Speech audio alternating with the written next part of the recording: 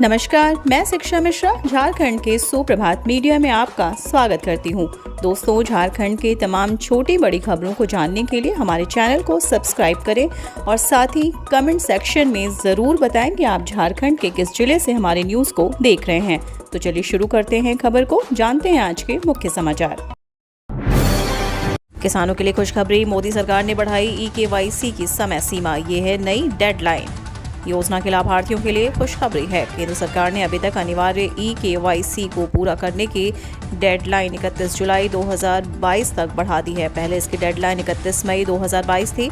PM किसान website पर एक फ्लैश के अनुसार सभी पीएम किसान लाभार्थियों के लिए eKYC की समय सीमा 31 जुलाई 2022 तक बढ़ा दी गई है। 31 मई 2022 को प्रधानमंत्री नरेंद्र मोदी ने हिमाचल प्रदेश के शिमला में 10 करोड़ से अधिक किसानों को प्रधानमंत्री किसान सम्मान निधि के तहत वित्तीय लाभ की 11वीं किस्त जारी की है। पीएम किसान योजना के तहत प्रत्येक भूमिधारी किसान परिवार को प्रतिवर्ष 6,000 रुपए का वित्तीय लाभ दिया जाता है। यह रकम 3 किश्तों में दी जाती है।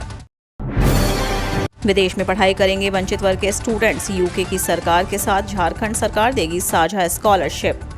झारखंड के वंचित वर्ग के स्टूडेंट्स विदेश में पढ़ाई करेंगे। यूनाइटेड किंगडम और झारखंड सरकार इसके लिए संयुक्त रूप से स्कॉलरशिप देगी। देश के इतिहास में ऐसा पहली बार हो रहा है जब किसी राज्य के युवाओं को विदेश उच्च शिक्षा ग्रहण करने के लिए ब्रिटिश हाई कमीशन के साथ कोई साझा पहल की जा रही हो।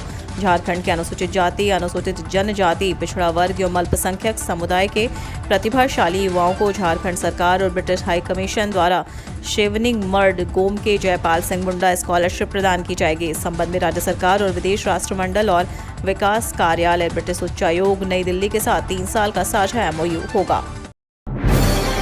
1854 स्कूलों में होगी कंप्यूटर की पढ़ाई, 2 निजी कंपनियों को मिली लैब की जिम्मेदारी। झारखंड के सरकारी स्कूल के बच्चे अब कंप्यूटर की पढ़ाई करेंगे। इसके लिए तैयारियां पूरी हो गई हैं। कंप्यूटर की पढ़ाई कराने की जिम्मेदारी निजी कंपनियों को दी गई है। ऐसी संभावना है कि चयनित स्कूलों में अगले महीने से पढ़ाई शुरू हो जाएगी। कंप्यूटर की पढ़ाई राज्य 1854 स्कूलों में कराई जाएगी। 1 जुलाई से शुरू होने जा रहे शैक्षणिक सत्र से कंप्यूटर की पढ़ाई शुरू की जाएगी। इस संबंध में झारखंड शिक्षा परियोजना द्वारा सभी जिलों को दिशा निर्देश भेजा गया है। झारखंड के नक्सल प्रभावित क्षेत्र के युवा बन रहे अधिकारी, युवाओं के लिए प्रेरणा स्रोत। झारखंड में गुमला के बिष्णुपुर प्रखंड जो कभी नक्सलवाद के कलंक से कलंकित था, लोग हमेशा बिष्णुपुर को नक्सली घटनाओं के नाम से जानते थे। आए दिन यहां पुलिस एवं नक्सलियों के बीच भीषण गोलाबारी एवं लैंड माइंस का विस्फोट से पूरा बिष्णुपुर दहल उठता था। स्थानीय युवा नक्सली संगठन में शामिल हो रहे थे, परंतु अब परिस्थिति बदल चुकी है। अब बिष्णुपुर के युवा नक्सली नहीं बल्कि अधिकारी बन रहे हैं। झारखंड में +2 स्कूलों में 690 प्रयोगशाला सहायकों की होगी नियुक्ति, JSSC ने शुरू की कवायद। राज्य के +2 स्कूलों में 690 प्रयोगशाला सहायकों की नियुक्ति होगी। स्कूली शिक्षा एवं साक्षरता विभाग ने इन पदों पर नियुक्ति के लिए अधियाचना झारखंड कर्मचारी चयन आयोग को भेज दी है। अब आयोग द्वारा नियुक्ति के लिए आयोजित होने वाली प्रतियोगिता परीक्षा का विज्ञापन जारी किया जाएगा। प्रयोगशाला सहायक नियुक्ति के लिए भौतिकी, रसायन शास्त्र या जीव विज्ञान विषय में से 2 विषयों में न्यूनतम 50% अंकों से स्नातक उत्तीर्ण होना अनिवार्य होगा। अनुसूचित जाति एवं अनुसूचित जनजाति के अभ्यर्थियों के लिए न्यूनतम 45% अंक अनिवार्य होगा। इस पद पर नियुक्ति के लिए सामान्य श्रेणी के अभ्यर्थियों को झारखंड से मैट्रिक एवं इंटरमीडिएट उत्तीर्ण होना अनिवार्य होगा। आरक्षित श्रेणी के अभ्यर्थियों को इससे छूट मिलेगी। बता दें कि राज्य में वर्तमान में 635 +2 स्कूल संचालित हैं, जिनमें 510 में पहले से पढ़ाई हो रही है। इन 635 स्कूलों में 230 में ही प्रयोगशाला सहायक के पद सृजित हैं। अन्य स्कूलों में पद सृजन की कार्यवाही की जा रही है। झारखंड में पहली बार होगा ग्रीन इलेक्शन, मांडर उपचुनाव से हो रही शुरुआत। झारखंड में पहली बार ग्रीन इलेक्शन होगा, मांडर उपचुनाव से ग्रीन इलेक्शन की शुरुआत होगी। चौंकी मत, यह सच है। अब सवाल यह है कि आखिर ग्रीन इलेक्शन है क्या। दरअसल मांडर विधानसभा उपचुनाव को लेकर नामांकन की प्रक्रिया जारी है।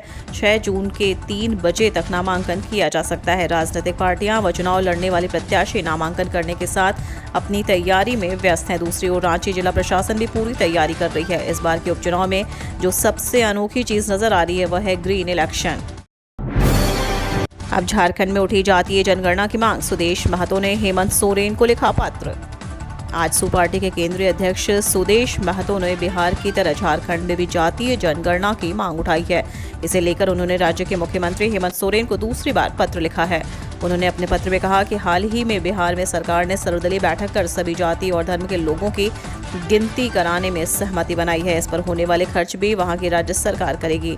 झारखंड में भी जातीय जनगणना यहाँ की जरूरत है और इसे नकारा नहीं जा सकता। सुदेश महतो ने यह भी लिखा है कि जातीय आंकड़े आरक्षण की सीमाएं तय करने में भी अहम भूमिका निभाते हैं। झारखंड में पिछड़े वर्ग का आरक्षण बढ़ाने की मांग जातीय आबादी के दावे के साथ सालों से उठती रही है।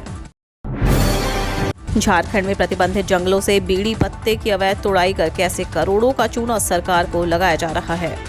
झारखंड के गढ़वा जिले में बीड़ी पत्ते के अवैध कारोबार से सरकार को करोड़ों का चूना लगाया जा रहा है। हालात ये है कि महज 15 दिन में जिले के प्रतिबंधित जंगलों से लगभग 4 करोड़ के बीड़ी पत्ते की अवैध तोड़ाई कर सरकार को भारी चूना लगाया गया। इस काम में बीड़ी माफियाओं को नक्सलियों का साथ मिलता है। गढ़वा जिले के भंडरिया इलाका नक्सल प्रभावित क्षेत्र है। यहाँ बीड़ी पत्ता माफिया खुलकर अवैध कार्य में लिप्त है। ये माफिया नीचे से लेकर ऊपर तक सेटिंग कर करोड़ों रुपए का नुकसान सरकार को पहुंचाते हैं। कोविड-19 के संदिग्ध वोटर्स अंतिम घंटे में ही कर सकेंगे वोटिंग। मांडर उपचुनाव में मतदान दिवस के दिन अगर कोई भी कोविड-19 संदिग्ध मतदाता पाया जाता है तो वैसे मतदाताओं को 3 बजे अपराह्न से 4 बजे अपराह्न तक वोटिंग कराई जाएगी। ये निर्देश शनिवार को जिला निर्वाचन पदाधिकारी सह डीसी छवि रंजन ने उपचुनाव को लेकर गठित सभी कोषांगों की बैठक की। डीसी ने CVIGIL ऐप के बारे में प्रखंड स्तर पर लोगों को जागरूक करने के लिए CVIGIL कोषांग और स्वीप कोषांग को निर्देश दिया। निर्वाचन कोषांग को डिस्ट्रिक्ट इलेक्शन प्लान बनाने तथा मेडिकल प्लान बनाने हेतु सिविल सर्जन को निर्देश दिया गया। एम्बुलेंस की बूथवार टैगिंग के लिए सिविल सर्जन को आवश्यक दिशा निर्देश दिया गया। मतदान कर्मियों और स्वास्थ्य कर्मियों को ससमय प्रशिक्षण देने का निर्देश दिया गया। चौक चौराहों के अतिक्रमण अवैध कब्जा हटाने के लिए निगम चलाएगा विशेष अभियान।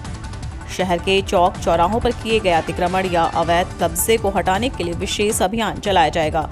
ट्रैफिक को स्मूथ करने के लिए विशेष अभियान चलाने का निर्देश अपर निगम आयुक्त कंवर सिंह पाहन ने दी। अपर नगर आयुक्त की अध्यक्षता में नगर निगम व ट्रैफिक पुलिस की टीम ने शनिवार को विभिन्न चौराहों का निरीक्षण किया। जेल चौक, न्यूक्लियस चौक, लालपुर चौक, कांटा टोली चौक, मुंडा चौक और सुजाता चौक आदि का भ्रमण कर निरीक्षण किया गया। उन्होंने मुख्य चौक चौराहों पर लेफ्ट लेन फ्री करने और चौक का सुंदरीकरण के लिए संबंधित पदाधिकारियों को 1 सप्ताह के अंदर आवश्यक कार्यवाही करने को कहा, जबकि एनफोर्समेंट सेल को निर्देश दिया गया कि विभिन्न चौक चौराहों पर जितने भी अतिक्रमण या अवैध कब्जा किया गया उनको हटाकर व्यवस्थित करें।